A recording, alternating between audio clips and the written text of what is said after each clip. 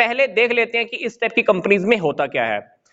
Company के जो members होते हैं कंपनी को एक गारंटी देते हैं एक लिमिटेड लायबिलिटी को पे करने की। यस, कंपनी को गारंटी देते हैं एक लिमिटेड लायबिलिटी को पे करने की, पर ये गारंटी दी कौन से टाइम के लिए है? कंपनी के वाइंडिंग अप के टाइम के लिए। मतलब ये कह लीजिए कि कंपनी के मेंबर्स ने कंपनी को बोला हुआ है कि वाइंडिंग अप के टाइम पर अगर लायबिलिटीज हमें पे करनी पड़े तो हम लायबिलिटीज की पेमेंट कर देंगे, पर लिमिटेड गारंटी वाली। लिमिटेड गारंटी का क्या मतलब है? अब मेंबर्स ने बोल दिया कंपनी को अगर वाइंडिंग अप के टाइम पर हमें 5 लाख रुपए पे करना पड़े तो हम तुम्हें 5 लाख रुपए पे करने की गारंटी देते हैं, पर इसकी लिमिट भी फिक्स है 5 लाख रुपए। अब वाइंडिंग अप का टाइम आ गया, कंपनी मेंबर से 10-10 लाख रुपए मांगे तो मेंबर्स उनको 10-10 लाख रुपए नहीं देने वाले, क्योंकि मेंबर्स ने पहले ही गारंटी दी है, पर वो गारंटी भी लिमिटेड अमाउंट की है। तो इसीलिए इस टाइप की कंपनी के अंदर जो मेंबर्स होते हैं ना, कंपनी को गारंटी देते हैं एक लिमिटेड लायबिलिटी को पे करने की, कि अगर वाइंडिंग अप के टाइम पर कोई दिक्कत आ जाए तो हम लायबिलिटीज को पे कर देंगे। सबसे इंपॉर्टेंट पॉइंट इस टॉपिक का क्या है? सबसे इंपॉर्टेंट पॉइंट यही है कि मेंबर्स की जो लायबिलिटी होती है ना, वो पैदा कब होती है, अराइज कब होती है?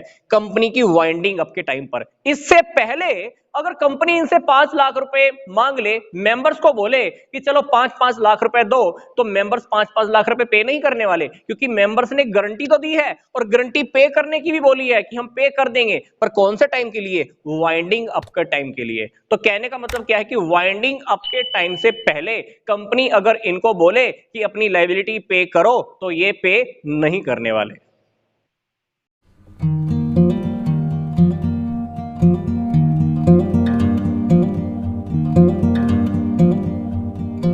हालांकि कंपनीज के अंदर जितने भी मेंबर्स होते हैं, कंपनी के मेंबर्स होते हैं, उनकी लायबिलिटीज लिमिटेड होती है।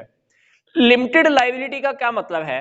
मैंने अगर कंपनी को 2 लाख रुपए देने के लिए बोले हुए हैं तो डेफिनेटली मेरी लायबिलिटी सिर्फ 2 लाख रुपए तक की है।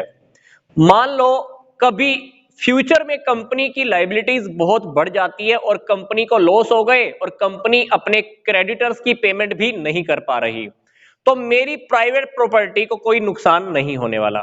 यस, क्योंकि मेरी जो लायबिलिटी है कंपनी के प्रति कैसी है?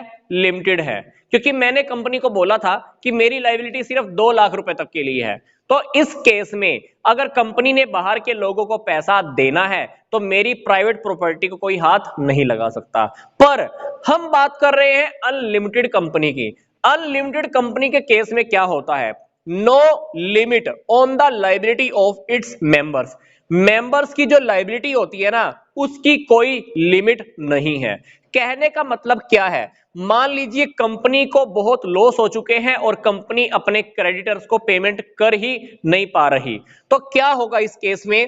Private property of its members will be used to meet the claims of the creditors. Members की प्रॉपर्टी को हो सकता है कि सेल कर दिया जाए, वहां से पैसा वसूल हो और हम क्रेडिटर्स की पेमेंट करें। इसीलिए अनलिमिटेड कंपनी के अंदर यह बात फेमस है कि जो मेंबर्स की लायबिलिटी होती है वो अनलिमिटेड होती है, मतलब उसके ऊपर कोई लिमिट नहीं है, क्योंकि मेंबर्स की प्राइवेट प्रॉपर्टी को भी सेल किया जा सकता है। अब बात आती है कि इस कंपनी के अंदर रिस्क कैसा होता है। इस टाइप की कंपनी के अंदर रिस्क बहुत ज्यादा होता है, इसीलिए अनलिमिटेड कंपनी इंडिया के अंदर नहीं पाई जाती। हालांकि कंपनी एक्ट जो इंडिया का है इसके अंदर प्रोविजन है कि आप चाहो तो ये कंपनी बना सकते हो, पर क्योंकि इस टाइप की कंपनी के अंदर रिस्क बहुत ज्यादा होता है, इसलिए ये कंपनी मुझे लगता है कि इंडिया में नहीं है।